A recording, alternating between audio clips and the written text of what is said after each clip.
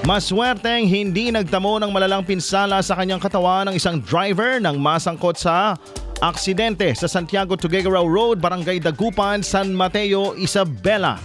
Ang biktima ay kinilalang si alias Jov, 25 anyos, Tubong Montalban, Rizal.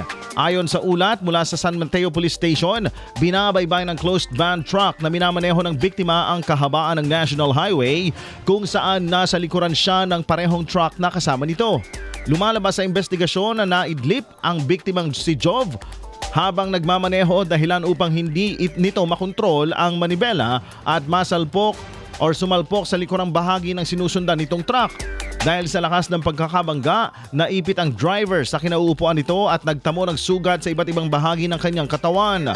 Kaagad naman itong dinala sa pagamutan upang lapatan ng agarang lunas. Samantala dahil magkasama at iisa lamang ang may-ari ng mga sangkot na trucks, hindi na nagkaroon ng pag-uusap tungkol sa pinsalang tinamo ng mga sasakyan. IFM News.